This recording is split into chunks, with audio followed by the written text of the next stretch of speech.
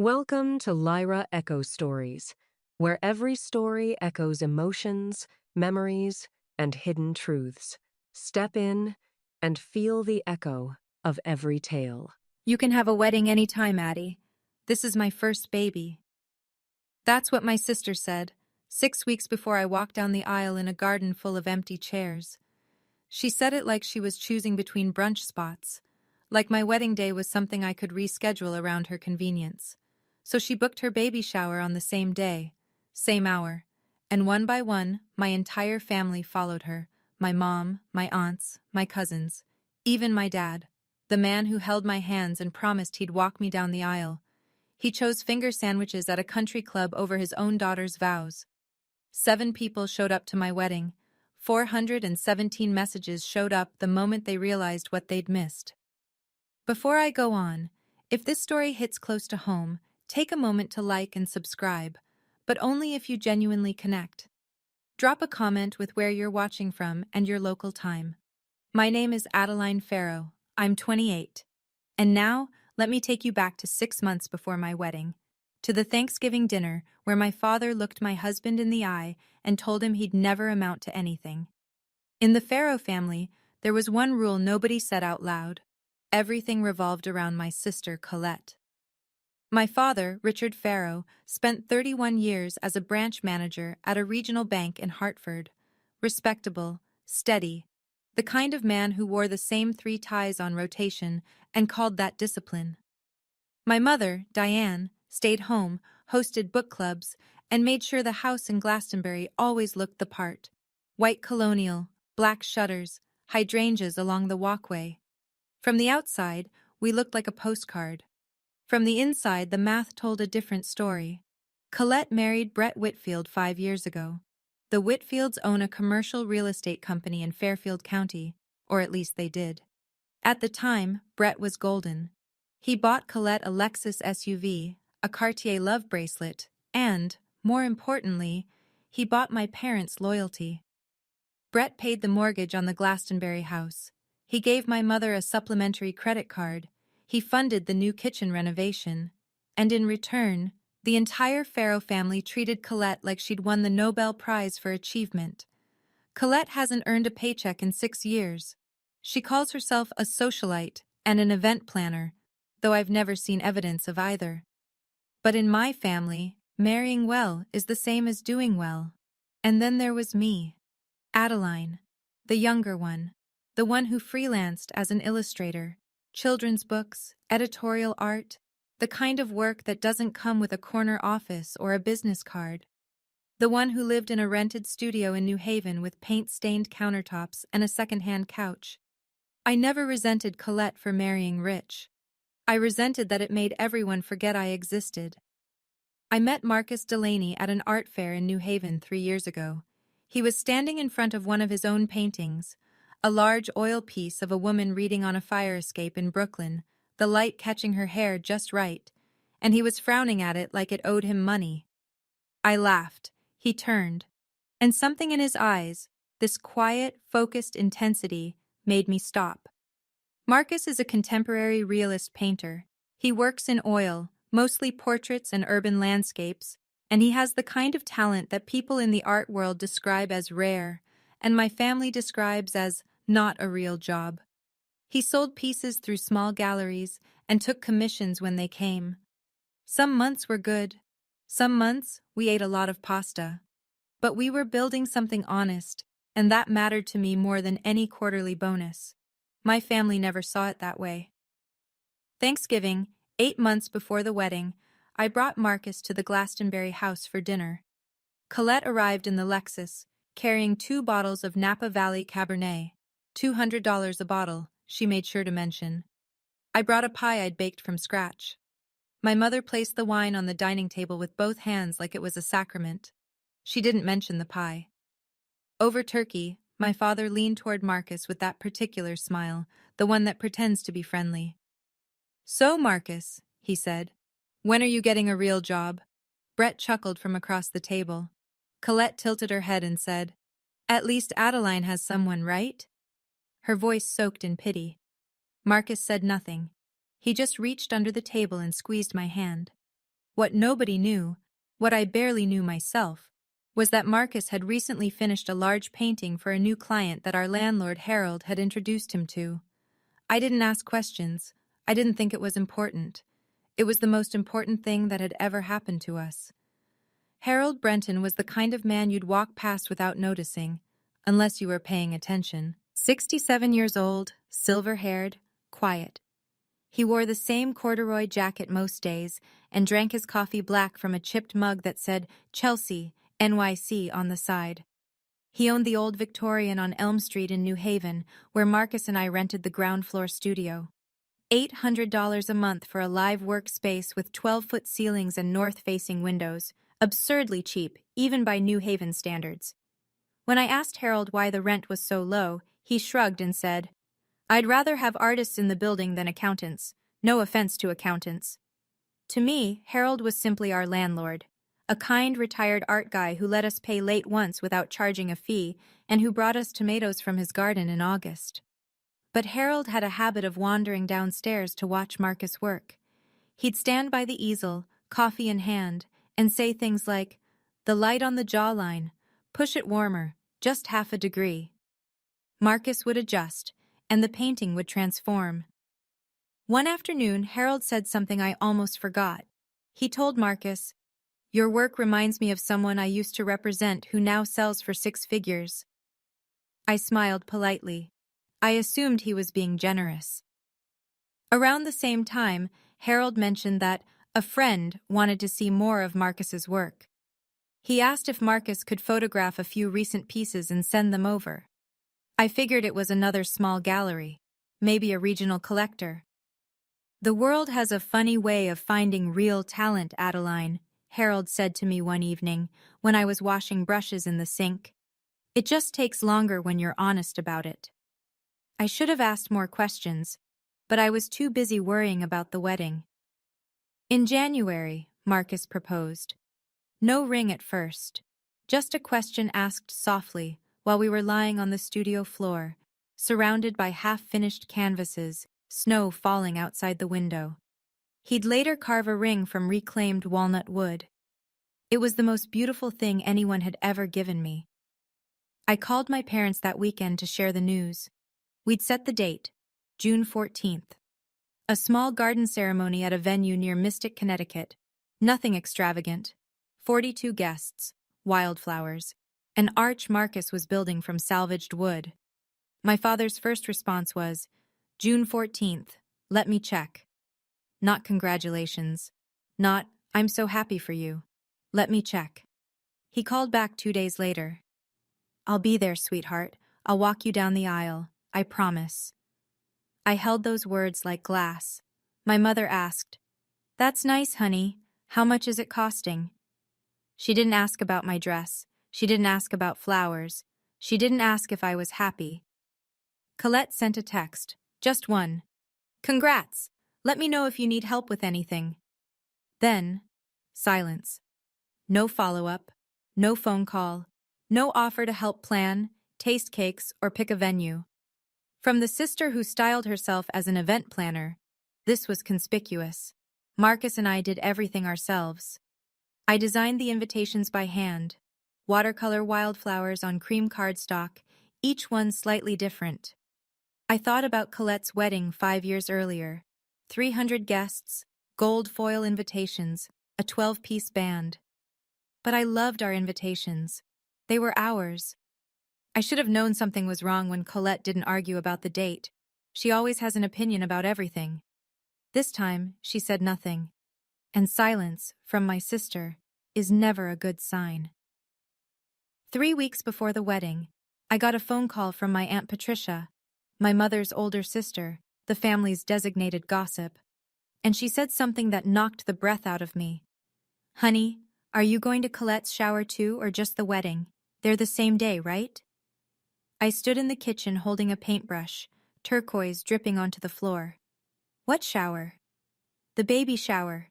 June 14th, at the club in Greenwich. Didn't you get the invitation?" I had not gotten the invitation. I called Colette. She answered on the 3rd ring, her voice bright and rehearsed. "Oh my God, Addie, I didn't realize. The venue Brett booked only had June 14th available. It's a whole thing with the caterer and the rental company. I can't move it now. But your wedding is in the afternoon, right? Maybe people can do both? My wedding was at 3 p.m. in Mystic. Colette's baby shower was at noon in Greenwich, an hour and a half away, minimum. No one could do both. She knew that. I knew that. The laws of geography knew that. The baby shower would be held at the Greenwich Country Club, valet parking, catered by a French restaurant in Stamford, monogrammed gift bags at every seat. Colette had told me the details as though she were describing someone else's event. As though it were unavoidable. An act of God. But here's the thing that settled in my stomach like a stone. When I checked with Aunt Patricia, she confirmed that Colette had sent the baby shower invitations 2 weeks before I mailed my save the dates. 2 weeks before. She'd known my wedding date for months. She chose it anyway. Addie, I'm so sorry, Colette said, her voice sweet as arsenic. But this is my first baby. You understand, right? You can have a wedding anytime. I called my mother first. Mom, you know my wedding is that day. A pause. The kind of pause that already contains the answer. I know, honey. But Colette really needs the family there. It's her first grandchild for your father and me. Can't you, maybe postpone a few weeks? I've already paid deposits, Mom. Non-refundable. We've sent invitations. Well, maybe not everyone needs to be at both. I'm sure some people will come to yours. Some people, to my wedding. Like it was an open mic night that might attract a few stragglers. I called my father next. He did what Richard Farrow always does when confronted with a problem. He deflected. Let me talk to your mother. We'll figure it out. He didn't call back for 3 days. I texted him. Dad, are you still walking me down the aisle? He read it. I saw the blue check mark. No reply. I called again, and again. On the 3rd attempt, he finally answered. Of course, sweetheart, I said I would. But the way he said it, the hollowness in his voice, the way the words came out like something he was reading off a cue card, I felt the ground shift beneath me. That week, I counted the RSVPs. Out of 38 family members invited, 22 had already responded with a no. Each of them, coincidentally, was going to Greenwich. I didn't beg. I want you to know that. I asked once. I asked clearly. And I told myself, their answer, the real one, the one spoken through silence and logistics, and maybe not everyone needs to be there, would tell me everything I needed to know about where I stood. It told me everything. Rachel, my best friend, an ER nurse who takes no one's nonsense and has known me since college, was the one who showed me the full picture. Rachel had been added to the Farrow family group chat years ago, back when my mother thought it was nice to include Adeline's friends. Nobody ever removed her. And because Rachel is Rachel, she screenshotted everything. She sat me down in the studio one evening and laid it out. Colette had called every single family member individually. Not a group text, not a casual mention. Individual, surgical phone calls designed to pull each person to her side. To my mother, Colette said, Mom, if you go to Adeline's wedding instead, I'll feel like you don't care about your first grandchild. To Aunt Patricia, Brett's mother is coming. If our side of the family doesn't show up, it'll be embarrassing. To my father, and this one Rachel had as a screenshot from the group chat, Colette wrote, Dad, Adeline will understand. She's used to being disappointed. She's used to being disappointed. My own sister. Typed that with her thumbs and pressed send. But the deepest cut was the financial one. Brett paid my parents' mortgage, $3,200 a month. He'd given my mother a credit card that covered groceries, clothing, salon visits. The Farrow family wasn't just emotionally dependent on Colette. They were financially leashed. Colette never said it directly, of course. She didn't need to. The implication lived in every gesture. If you cross me, the money stops. And my parents, who had built their retirement around Brett's generosity, couldn't afford to call the bluff. In the group chat, Rachel showed me one last message from Colette. Honestly, Adeline's wedding is so small it's barely an event. She's marrying a painter in a garden. It's not like there's a reception at the Ritz. I read it twice. Then I closed the phone. The night before I sent the final reminder to my family, Marcus and I sat together in the studio. The overhead lamp cast warm yellow light across half-finished canvases and jars of turpentine. Outside, the cicadas were starting up. Summer in New Haven sounds like a low hum that never stops. Marcus was cleaning brushes. He didn't look up when he spoke. "We don't need them to make this real, Adeline." A pause. "But I know you want your dad there." I didn't answer right away. I was staring at the canvas he'd been working on. A lone chair in an empty room, light pouring through a window. It wasn't meant to be about me, but it was. That night, I composed one final message. A group text to every family member who'd been invited. No guilt trips, no desperation. Just the facts. Date, time, address, directions. And at the end, one line. "I hope to see you there." I pressed send at 10:47 p.m. Not a single person replied. The next morning, Rachel called from Chicago. She'd already booked a flight. "I'll be there," she said. "I'll always be there." She didn't ask about the others. She already knew. June 14th was 12 days away. I had a dress hanging in the closet, vintage lace, found at a consignment shop in Mystic, altered to fit by a seamstress who charged me $80 and told me I looked like Grace Kelly. I had flowers ordered from a local farm. I had 42 chairs set up in a garden. What I didn't have was a single family member who chose me. But I'll tell you what I also didn't have. I didn't have the urge to beg anymore. And that, I think, was the first time I felt something shift. June 14th, 7 a.m. The morning of my wedding, Rachel was sitting cross-legged on the bathroom counter doing my makeup. Hospital-grade precision, she called it, and I was trying to breathe normally. My dress hung on the closet door. My bouquet, white peonies and lavender from a farm stand in Stonington, sat in a mason jar on the kitchen table. My phone buzzed. "Dad." I picked up. Rachel watched my face. "Adeline, honey." His voice sounded like it had been sanded down to nothing. "I don't know how to say this. Your mother and Colette's shower starts at noon, and with the drive, I don't think we can make it to Mystic by 3. 8 seconds. I counted them.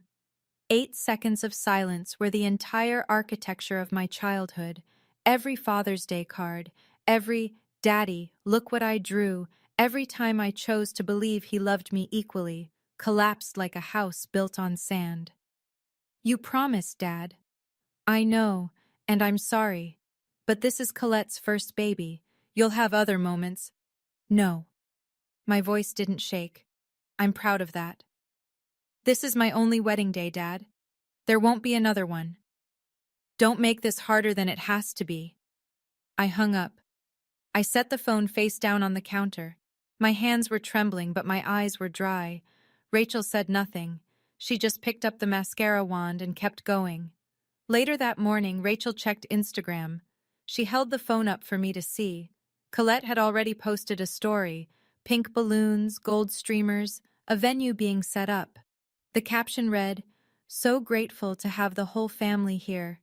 Posted at 9 a.m., 3 hours before the shower even started. I didn't scream. I didn't cry. I just thought, so this is what it feels like when the last thread snaps. The garden venue in Mystic sat behind a small inn, overlooking a salt marsh where the water turned silver in the afternoon light. Marcus had spent 2 weekends building the arch, salvaged oak, sanded smooth, entwined with fresh eucalyptus and white ribbon. It was simple. It was perfect. I arrived at 2:15. The chairs were already set up, 42 of them, white linen, each one with a sprig of lavender tied to the back. From a distance, they looked beautiful, like a painting of a wedding. Up close, 35 of them were empty. 7 people. That's who came. Marcus, Rachel. 2 friends of Marcus from art school, a sculptor named Dave and a printmaker named Lena. Harold Brenton, in a suit I'd never seen him wear, and 2 of my college friends who'd driven up from New York. 7 people in 42 chairs. The wind moved through the empty rows and rustled the lavender like it was trying to fill the silence. I stood at the end of the aisle in my thrift store dress, vintage lace, ivory, tea-length. The seamstress had been right. It fit like it was made for me. But standing there alone, without a hand to hold, without a father at my side, I felt every single empty seat like a bruise. The string quartet, just 2 girls from the local college, violin and cello, began to play. Pachelbel's canon. The sound floated out over the marsh. Rachel stepped toward me. "I can walk you down." I shook my head. "No, you're my maid of honor. You belong up there with Marcus." I turned to face the aisle. Marcus was standing at the other end, and even from here, I could see his eyes were red. I was about to take the first step alone. Then I heard footsteps behind me. Heavy, deliberate, steady. I believe I'm overdressed for a garden party. I turned. Harold Brenton stood 3 feet behind me, wearing a navy 3-piece suit, beautifully cut, clearly old, clearly treasured. A pale blue pocket square, and silver cufflinks that caught the light. I'd later noticed the engraving on them. B.G. Brenton Gallery. But in that moment, all I saw was the steadiness in his eyes. "But if you'd let an old man have the honor," he said, and extended his arm. Something broke open in my chest. Not the sharp kind of breaking, the kind where light gets in. I looked at this man, our landlord, our neighbor, the quiet figure who drank black coffee in our studio and told Marcus to push the light warmer by half a degree, and I understood something I hadn't before. Harold wasn't just kind. He had been watching. He had been paying attention. He had shown up.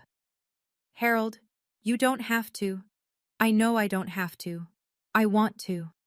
His voice was calm, firm.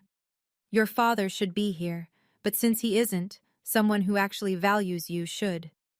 I took his arm. We walked. The 7 people in those chairs stood up. Rachel already crying, Dave and Lena smiling, Marcus at the end of the aisle, pressing the back of his hand to his mouth. The ceremony lasted 12 minutes. Our officiant, a retired judge Marcus knew through a community art project, kept it short. We said our vows. Marcus had written his on a piece of canvas primed in gesso. I'd written mine on the back of one of my illustrations. We both cried. We both laughed. 7 people clapped. And in that garden, on that June afternoon, it was enough. It was more than enough. I'm going to pause here for a second. If Harold stepping in made your chest tighten the way mine did that day, you already know why this story matters. My father had 30 years to show up for me. Harold had known me for 2. But he was there. If you've ever had someone unexpected fill a space that family left empty, tell me about it in the comments. I read every single one. And if you want to see what happens next, because trust me, the story doesn't end at the altar, stay with me. After the ceremony, we held the reception in the same garden. There was no ballroom, no DJ, no 5-tier cake. We ordered pizza from a place in downtown Mystic. Rachel had brought 3 bottles of wine. Nothing fancy, just something she loved. Dave connected his phone to a portable speaker, and we danced on the grass until the fireflies came out. It was joyful. It was imperfect. It was ours. But when the music faded and Marcus was helping Dave fold up tables, I sat down on one of the empty chairs and opened my phone. 0 messages from my family. Not a single one. No congratulations. No sorry we couldn't make it. No thinking of you today. Nothing. As though the event hadn't happened. As though I hadn't happened. I opened Instagram. I knew I shouldn't. But I did.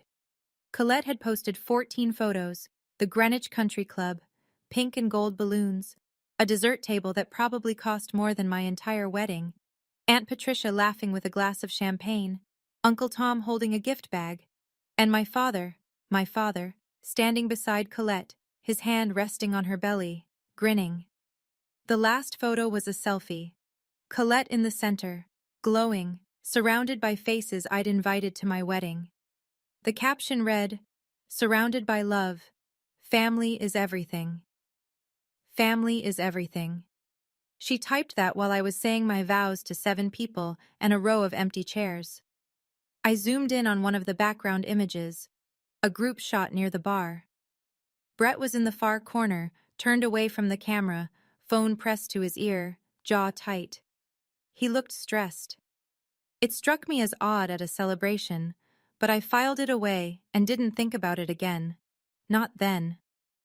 That night, back in the studio, Marcus and I lay on the old futon that doubled as our couch. The windows were open, and the sound of crickets poured in like music. We'd taken the lavender from the chairs and put it in jars all over the apartment. It smelled like the wedding had followed us home. Marcus stared at the ceiling. His hand was in mine. "I married the most talented, most stubborn, most beautiful woman I've ever known," he said. "In a garden, with 7 witnesses." He turned to face me. "And I wouldn't trade it for a ballroom with 300. I tried to smile. I almost made it. "I keep thinking, maybe if I'd tried harder. Called one more time." "You called enough." His voice was gentle but final, like a door closing on a room I didn't need to enter. "You called more than enough, Adeline." It hit me then. Not the sadness for myself, but the sadness for him.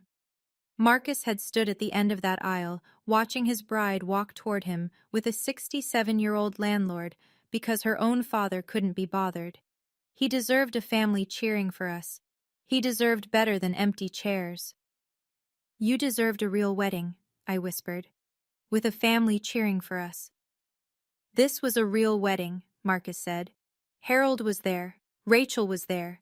That's more family than blood gave you today." I cried then, quietly, into his shoulder. Not because I was broken, but because I was tired of holding it all upright. I didn't know it then, but Marcus had a secret. Something Harold had helped him with over the past several months.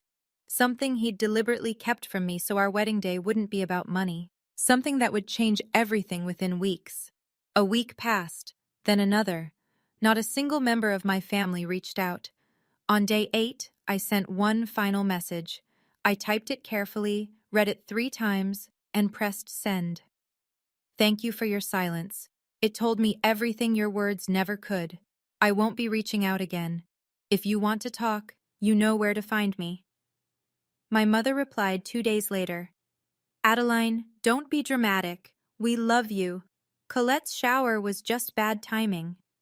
No apology, no acknowledgement, just the word dramatic, the Farrow family's favorite weapon against anyone who dares feel things out loud. I didn't respond. I muted the group chat, and I turned my attention to the only thing that had never let me down: the work. Marcus was painting again. Something new, something I hadn't seen from him before. He'd started a series he called The 7th Chair. Large format oils exploring absence in intimate spaces. A dinner table set for 8 with one chair slightly pulled back, untouched. A church pew, empty except for a folded program at one end. A row of white linen chairs in a garden, lavender on each one, 35 of them holding nothing but air. I knew what the paintings were about. He didn't need to explain. One afternoon, Harold came downstairs to see the work. He stood in front of the garden piece for a long time, his coffee going cold in his hand. Then he pulled out his phone and typed something. He didn't say who he was texting. I didn't ask. I stopped waiting for an apology that would never come, and I started building a life that didn't need one. But the truth was, without my knowing, something enormous was already being built, and it had Harold's fingerprints all over it. 2 weeks after the wedding, Harold invited Marcus and me upstairs for coffee. Not the usual, "stop by if you want," an actual invitation. He'd set out 3 mugs, a French press, and a cardboard box on the kitchen table. "Sit down," he said. "There's something I should have told you a long time ago." He opened the box. Inside were catalogs. Exhibition catalogs from Brenton Gallery, Chelsea, New York City. There were articles clipped from Art News and Art Forum, photographs of Harold standing beside artists at openings, people I recognized from museum walls. I ran Brenton Gallery for 22 years, Harold said, setting a catalog in front of me. The cover showed a painting I'd seen reproduced in textbooks. I represented 43 artists during that time. 7 of them are now in the Whitney Permanent Collection. I stared at him. The quiet man in the corduroy jacket, the landlord who charged us $800 a month and told us to push the light warmer. "You never told us," I said. "You never needed to know." Harold folded his hands. "I wanted to be sure about Marcus first. I've spent my whole career learning the difference between competent and extraordinary. Marcus is extraordinary." Then he told us the rest. 6 months earlier, before the engagement, before the wedding, before any of it, Harold had sent photographs of Marcus's work to Victor Ashland.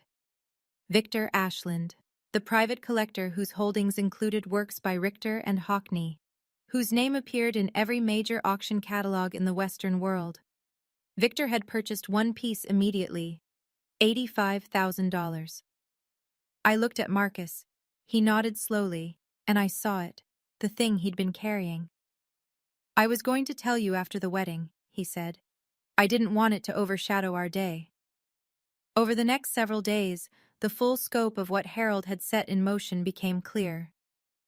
Victor Ashland's attorney contacted Marcus with a formal proposal, an art commission agreement for 12 original paintings to be completed over the following 18 months for Victor's private collection. Total contract value, $450,000, payable in installments tied to delivery milestones. Every term was laid out: payment schedule, intellectual property provisions, insurance during transit. It was the kind of contract that artists spend entire careers dreaming about and never see. Attached to the agreement was a separate letter from the director of Caldwell Gallery on West 25th Street in Manhattan, one of the most respected galleries in the country for contemporary realism. They were inviting Marcus to hold a solo exhibition. The centerpiece would be the 7th Chair series. Marcus and I drove to New York to sign the papers at the attorney's office on Park Avenue. I sat in a leather chair and read every page. The numbers blurred. My hands were shaking, but not from fear. "This is more money than my father earned in 5 years at the bank," I said quietly. Harold, who had come along for the signing, placed his hand on the table. "And it's just the beginning. Victor doesn't invest in artists lightly. He's building a relationship, not buying a product. This will open every door Marcus walks toward." Marcus signed. The attorney notarized. The Caldwell Gallery director confirmed the exhibition timeline via email that same afternoon. It was real. All of it. Documented, legitimate, binding. We hadn't told anyone. Not a soul. My family still thought Marcus was a man who painted for fun and couldn't pay rent without my freelance income. They had no idea what was about to change. A week later, Victor Ashland called Marcus directly. I was in the studio when Marcus put it on speaker. Not intentionally, but because his hands were covered in cadmium yellow. Victor's voice was warm, unhurried, the kind of voice that belongs to someone who hasn't been in a rush since 1997. "Marcus, I understand you and your wife didn't get the wedding trip you deserved. My yacht, the Meridian, is in Monaco next month. I'd like you both to spend 10 days on board. Consider it a thank you for the first 3 paintings." The Meridian. I'd learn later that it was a 180-foot motor yacht that Victor kept in the Mediterranean through the summer. He used it to host artists, curators, and collectors. It was as much a floating salon as it was a boat. "Marcus, we can't accept that," I whispered, covering the phone. He looked at me, then at the canvas, then back. "Harold says Victor does this for every artist he commissions. It's how he builds relationships. It's professional, not charity." I hesitated, but then I thought of the 42 chairs, the empty garden, the father who chose a baby shower over my wedding, and I thought, I have spent my entire life making myself smaller so other people don't feel uncomfortable. Not anymore. I said yes. Rachel found out a few days later, and her reaction was exactly what you'd expect. Girl, you are going on a billionaire's yacht for your honeymoon, and your family thinks Marcus is broke? She laughed so hard she choked on her coffee. They don't know, I said, and I'm not going to tell them. I wasn't hiding anything. I just stopped performing for an audience that never clapped. While Marcus and I were preparing for the trip, something was shifting in the Farrow family, though I only caught it in fragments. Aunt Patricia, the only relative who still texted me occasionally, mentioned in passing that Brett Whitfield's real estate company had hit a rough patch. 2 major development projects had fallen through. Financing had collapsed. The details were vague, but the consequences were not. Colette's Lexus was gone, replaced by a used Honda CR-V. Colette, who posted on Instagram the way some people breathe, had been silent for 2 straight weeks. For her, that was the equivalent of a distress signal. Then, for the first time in over a month, my mother called. "Hi, honey, how are you?" Her voice had that particular brightness, the kind that's trying too hard. "Listen, do you and Marcus want to come to dinner this Sunday?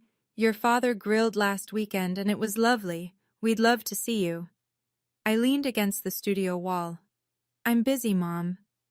"Oh, okay." A pause. "Well, your father says hi." I hung up and stood there for a minute, phone warm in my hand, feeling the familiar weight of it. I knew exactly why she'd called. When Brett's money was flowing, I didn't exist. Now that it was drying up, the Farrow family was suddenly rediscovering their younger daughter. What none of them knew, what I didn't fully understand yet myself, was that 3 weeks later, a single photograph would make Brett Whitfield's money look like pocket change. I packed a suitcase. Marcus packed his sketchbooks.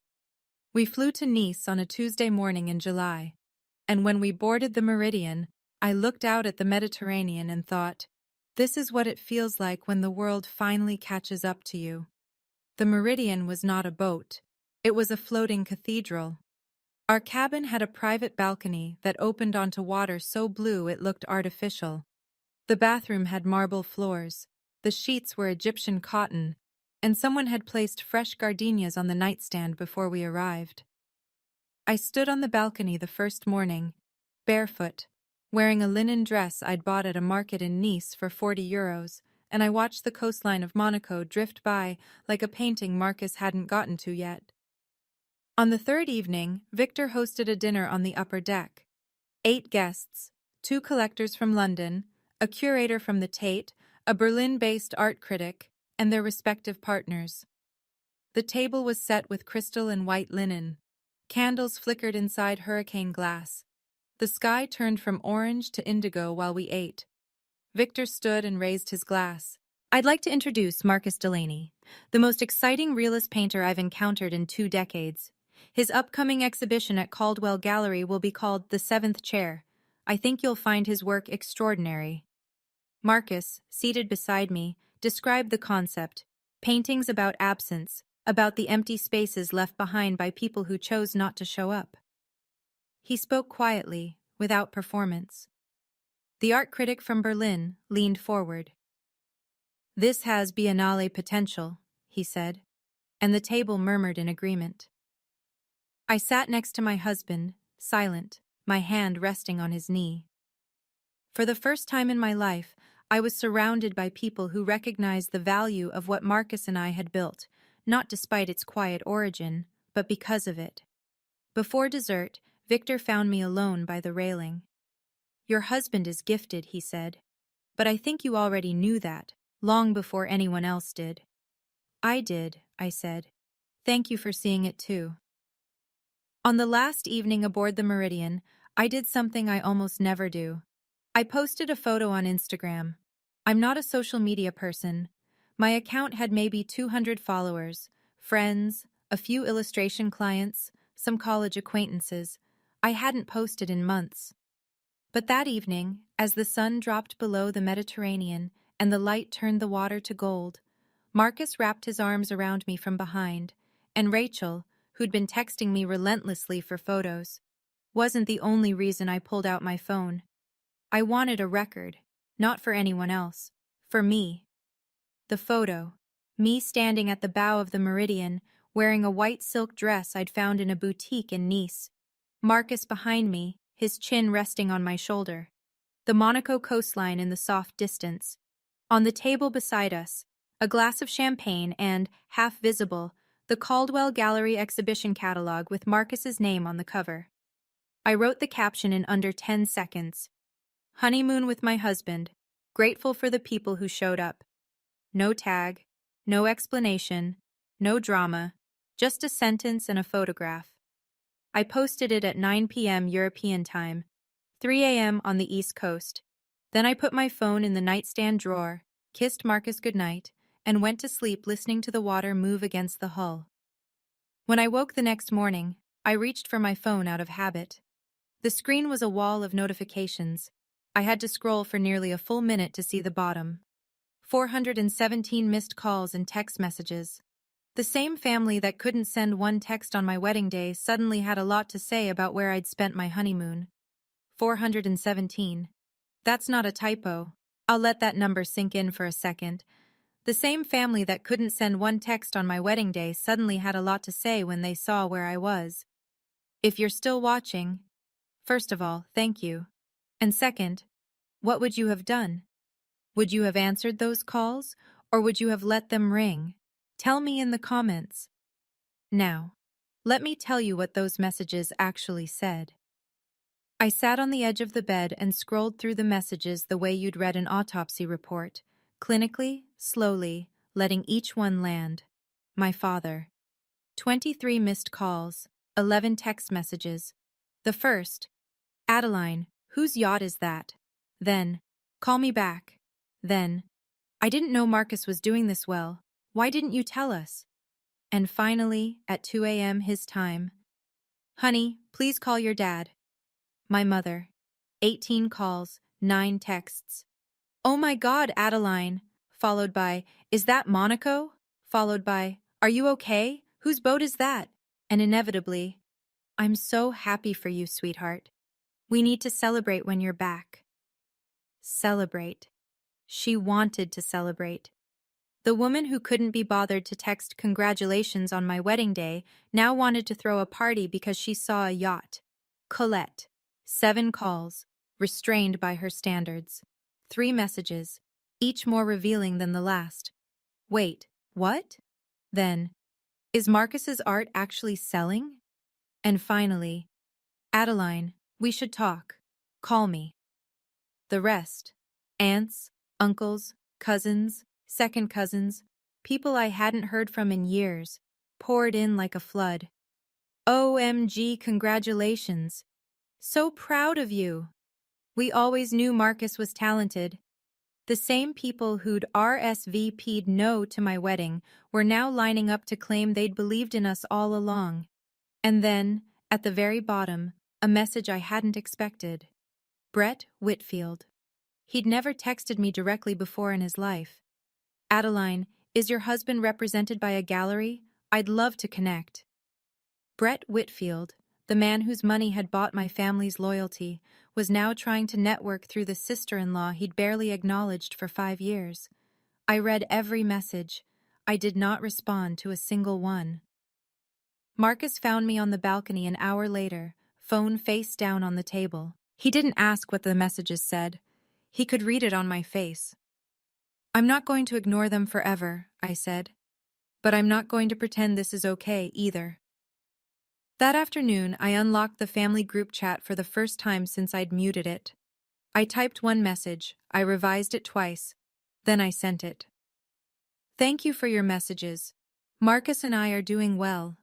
For those who are curious, Marcus signed a major art commission 6 weeks ago. The yacht belongs to his patron, Victor Ashland. Our honeymoon was a gift. I want to be honest. I won't pretend that your absence on June 14th didn't hurt. It did. Deeply. My father promised to walk me down the aisle and chose not to. My mother chose a baby shower over her daughter's wedding. My sister scheduled her event on my wedding day deliberately. I'm not angry, but I need space. When I'm ready to talk, I'll reach out. Please respect that. I pressed send, then I put the phone in the drawer again. For 4 hours, nobody replied.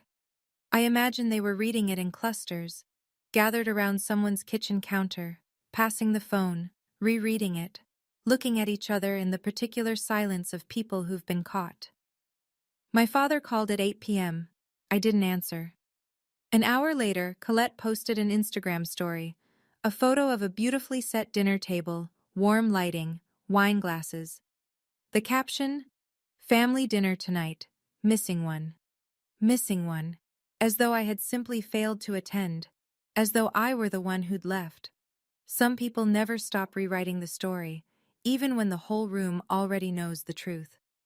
3 weeks after we returned from Monaco, Caldwell Gallery issued the press release. Marcus Delaney, the Seventh Chair, Solo Exhibition. It went out to every major art publication in the country. Art News ran a preview.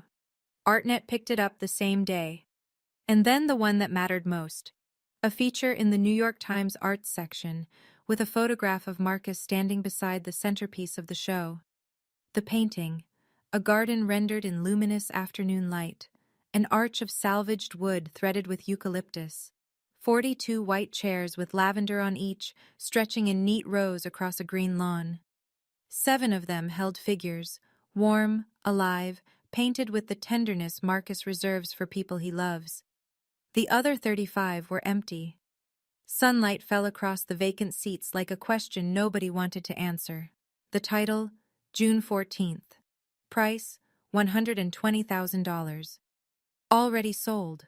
Victor had claimed it before the exhibition opened. The article noted that Marcus's work explores familial absence and emotional displacement with a specificity that feels both deeply personal and universally devastating.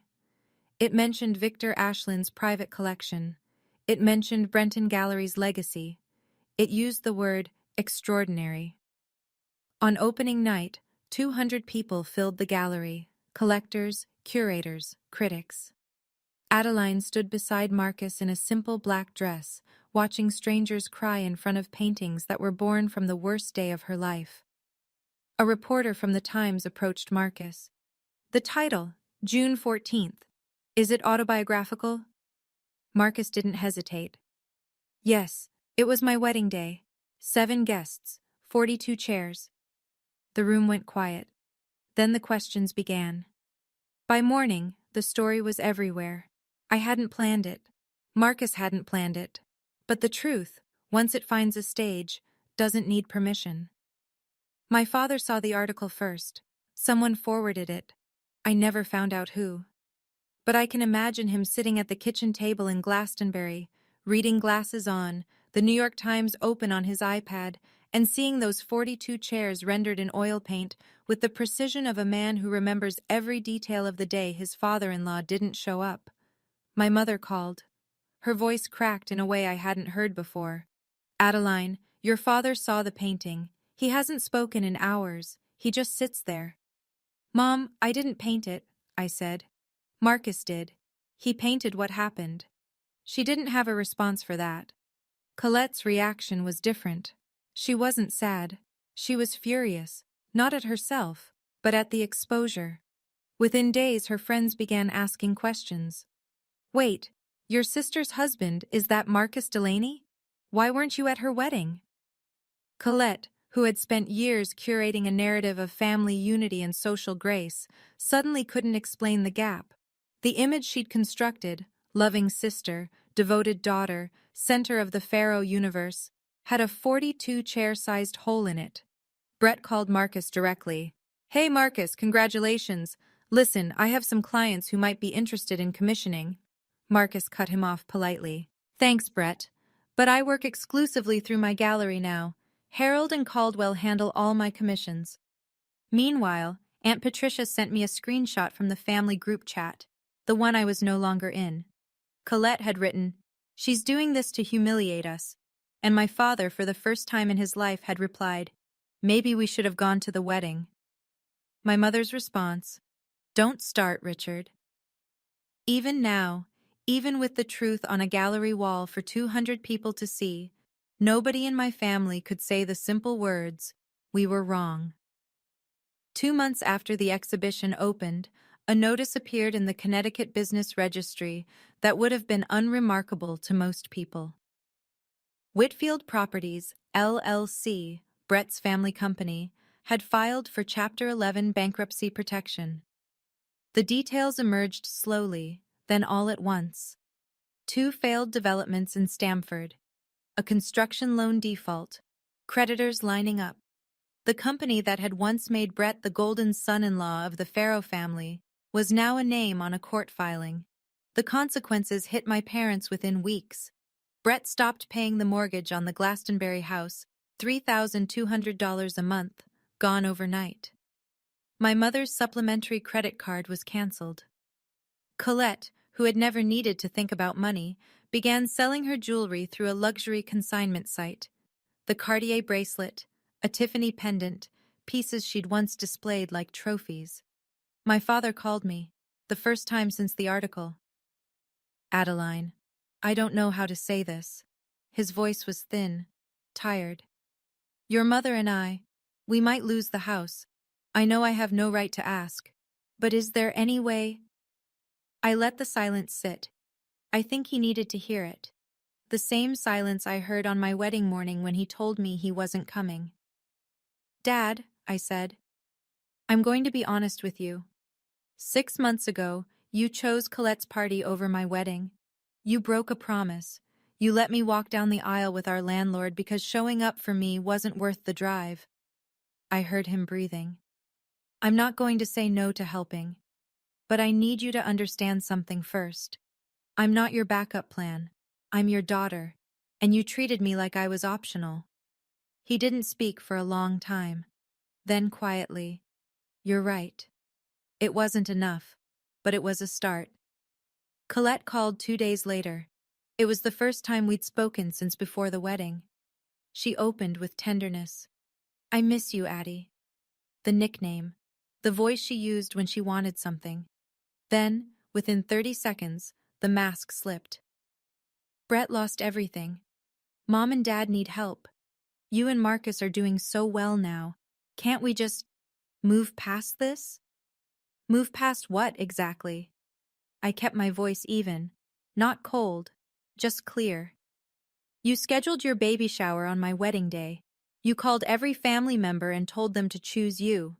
You told Dad that I could have a wedding anytime. Do you remember that?" Silence. Then, "I was pregnant, Adeline. I was hormonal and scared and you were calculating." I said it without malice, just fact. "And that's okay. I'm not here to punish you, but I need you to know. I see it clearly now. I've always seen it. I just chose to ignore it because I wanted a family." I could hear her breathing change, the practiced calm faltering. "I love you, Colette, but I will never again let love be used as a leash. If you want a relationship with me, it starts with honesty, not with asking for money." She hung up. She didn't call back for 3 weeks. I set the phone down and walked to the studio, where Marcus was finishing the 9th painting in the series, a long table with 11 place settings, 1 chair pulled back, a napkin folded but untouched. He looked up when I came in. "How'd it go?" She hung up. He nodded. "She'll call back." "Maybe, but she'll call back different, or she won't call back at all. Those are the only 2 options I'm accepting." Marcus went back to painting. I picked up my illustration pen. The crickets sang outside, indifferent to all of it. 6 months later, I stood in the kitchen of a house I owned. It was small, a 2-bedroom cottage in Westport, Connecticut, 10 minutes from the water. White clapboard, blue shutters, a porch that wrapped around the side. The ground floor had been converted into Marcus's studio. Proper ventilation, north-facing light, a door that opened onto a garden where, in the spring, I planned to grow lavender. We'd paid for it in full. No mortgage, no help, no one's name on the deed but ours. Marcus had completed the 7th chair series, 12 paintings that had hung in Caldwell Gallery for 3 months. Nearly every piece sold. Total revenue exceeded $600,000, and the waiting list for his next series was already growing. Victor Ashland had offered a second commission. 2 European galleries had reached out. My own career had shifted too. A major children's book publisher had offered me a multi-book illustration contract after seeing my work at the Caldwell opening. Someone from their art department had attended and recognized my editorial style. The first book was about a little girl who plants a garden of wildflowers in a field where nothing was supposed to grow. I was illustrating it at the dining room table every morning while Marcus worked downstairs. Harold came for dinner every Sunday. He'd drive over from New Haven in his old Volvo, bring a bottle of wine, nothing expensive, always good, and sit at our table like he'd always been there. Because in every way that mattered, he had. One Sunday, I served roast chicken with herbs from the garden. Harold raised his glass. "To the 7th chair," he said. Marcus clinked his glass against Harold's. I clinked mine against both. 7 people at a wedding, and every single one of them still in my life. On a Tuesday afternoon in October, I heard a car pull into the gravel driveway. No one had called ahead. I opened the front door and found my father standing on the porch. He was wearing a flannel shirt and khakis. His hands were in his pockets. He looked older than I remembered, not in the way of time passing, but in the way of a man who'd been carrying something heavy and couldn't set it down. "I didn't come to ask for anything," he said. I waited. "I came to tell you that I'm sorry. Not the kind of sorry that expects forgiveness, the kind that knows it doesn't deserve it." He stood there in the October light, leaves drifting across the porch, and I could see he'd rehearsed this, not because it wasn't genuine, but because it was. He needed to say it precisely. "I sat in a country club eating finger sandwiches while my daughter got married with 7 people," he said. "I will carry that for the rest of my life." "I know, Dad." My voice was steady, quiet. "You can stay for coffee. Marcus just made a pot." He came inside. He walked slowly through the house, looking at everything. The studio downstairs, the garden visible through the back window, Marcus's paintings on the walls. In the hallway, he stopped. A small painting hung near the coat hooks. June 14th, study number 1. An early sketch in oil. 7 chairs occupied, 35 empty. My father stood in front of it for a long time. Then he reached into the bag he was carrying and pulled out a frame. Inside, a certificate. The Connecticut Statewide Art Award, dated 12 years ago. My name on it. The paper had yellowed. "I found it in the attic," he said. "It should have been on the wall 16 years ago." I took it from him, and I let him stay for coffee. People always ask me, "Did you forgive them?" The honest answer is that forgiveness isn't a single event. It's not a gift you hand over and then it's done. It's a bridge you build one plank at a time, and some days you're laying planks, and some days you're standing at the edge wondering if it's worth crossing. Colette eventually wrote me a letter. A real one, pen on paper, mailed with a stamp. It wasn't a perfect apology, but it contained the one sentence I'd been waiting years to hear. "I scheduled the shower on your day. It wasn't an accident. I was afraid that if your wedding went well, everyone would stop needing me." I read that line 4 times. Then I folded the letter and put it in my desk drawer. Not in the trash, not on the wall. In the drawer, where I could find it when I was ready. My mother calls once a week now. She asks about my work, about Marcus's paintings, about the garden. She doesn't ask for money. It's a small thing, but it's a true one. Brett and Colette live in a rented apartment in Stamford. Brett took a position at another firm, starting over. Colette got a job, her first in 6 years, as an events coordinator for a nonprofit. I heard she's good at it. I hope she is. And me? I'm standing on the back porch of a house I paid for myself, watching the evening light settle over the garden. Marcus is in the studio. I can hear the soft scrape of his palette knife through the open window. Harold is on his way for Sunday dinner. The lavender I planted in the spring has started to bloom. 42 chairs, 7 people. 417 messages. In the end, The numbers don't matter. What matters is that I stopped counting the people who left and started counting the ones who stayed. Self-respect is the quietest form of revenge. You don't have to burn anything down. You just have to stop setting yourself on fire to keep other people warm. If this story stayed with you, if you've ever been the one sitting in the empty chairs while someone else got the full room, I see you. You're not invisible. You never were. Now, I have a question. Would you have answered those 417 calls? Or would you have kept the phone in the drawer? Drop your answer in the comments. I promise I'll be reading. If you want to hear another story like this one, there's one waiting for you in the description below. And if you haven't yet, hit subscribe. Not for me. For the next story that might find you exactly when you need it.